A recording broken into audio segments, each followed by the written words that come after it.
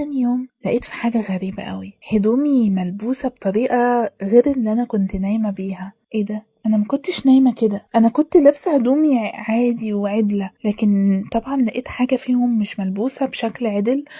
كانت مقلوبة على الوش التاني وبطريقة غير اللي أنا بلبس بيها. ايه ده؟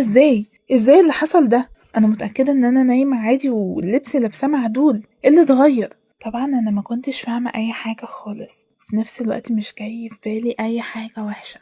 سكت وعديت وقلت يمكن عادي أكون قلقت ولا حاجة، دخلت التويلات عادي، كنت بحلم ولا حاجة، أينما كان يعني. بدأت لنفسي في الوقت ده. بعد كده بالليل لقيت أخويا رجع من الشغل وبيقول لي عاملة ايه؟ أنا الحمد لله.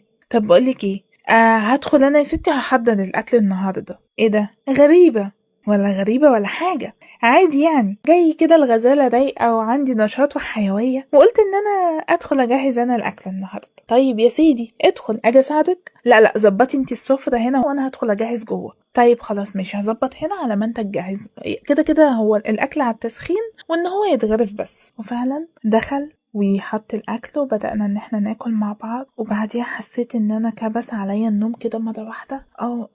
انا عايزة ادخل انام. تصبح على خير. طيب يا حبيبتي نوم الهنا، تصبح على خير. فعلا دخلت انام. وتاني يوم صحيت لقيت حاجة أغرب لما وقفت قدام المراية ولقيت فيه بوتش زرقاء على جسمي. ايه ده؟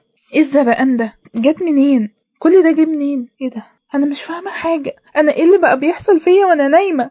هو ايه اللي بقى بيحصل بالظبط؟ كنت قلقانة ومتوترة وخايفة، حاجات غريبة أول مرة أشوفها في حياتي، ما كنتش عارفة أقول إيه. الحاجات دي أكيد مش هقدر أقولها لأخويا، لو كانت مامتي عايشة كنت قلت لها. ورجعت قلت خلاص عادي، ممكن أكون نمت زعلانة أو عادي يعني مفيش حاجة، وعديت. وفضل الموضوع على كده. وفي مرة أنا مكلتش من إيد أخويا أي حاجة، وساعتها قلت له أنا داخلة علشان أنام. كان حطلي أكل، عملت نفسي كلته بس ما كنتش كلته، كنت كلت منه حاجات خفيفة كده يعني نقنقة، وقمت داخلة علشان أنام. بعد شوية لقيت أخويا دخل عليا وبيحاول يشوفني إذا كنت نايمة ولا صاحية.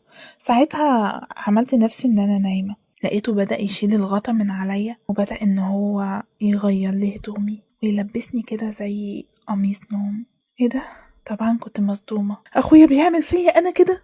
لحد ما سمعت خبط على الباب، راح فتح ودخل. بس كانت صدمة بالنسبة لي لما لقيته دخل عليا ومعاه الشخص اللي المفروض كان عايز يتجوزني، بتاع محل الذهب اللي كنت قلتلكوا عليه في البداية. ايه ده؟ وقال له هسيبك بقى وهخرج انا، يلا تصبح على خير.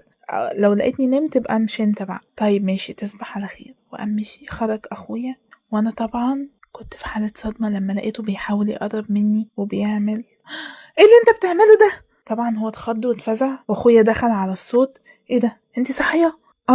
انت ازاي تعمل فيا كده؟ انت بتبيع اختك؟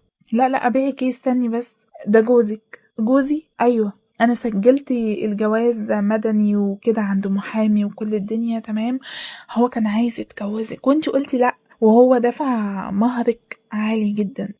وقلت ان الفلوس دي هتنفعك، هتضمن لك مستقبلك. فتحت لك حساب باسمك وحطيت لك فيه الفلوس دي، وحبيت ان انا أأمن لك مستقبلك. الحب مش كل حاجة، بس ده جوزك على سنة الله ورسوله، انت مش بتعملي حاجة غلط. كنت في حالة صدمة ولقيت الشخص اللي المفروض جوزي، اللي نمت وصحيت بقى جوزي ده، قال لي رغم كل اللي حصل وخدت منك اكيد كل اللي اي راجل بيبقى عايز يوصل له، بس انا بحبك، انا مش متجوزك علشان الحاجة دي، لا انا بحبك، كنت عايزك. لما فرحت ان على الاقل هتكوني مراتي كنت معترض في البداية من الفكرة، بس بعد كده قلت انك اكيد هتيجي يوم وتحس بيا. انا بحبك وباقي عليكي وعايز اني انا وانتي نبقى زوج وزوجة قدام كل الناس، ومستعد اعمل لك فرح كبير، ومستعد اخليكي ست الستات وست البنات اللي في المنطقة هنا، بس انتي تقولي وتوافق. من بعدها وانا مش عارفة اعمل ايه. طبعا كان صعب عليا، نمت وصحيت يعني، نمت انسة صحيت لقيت نفسي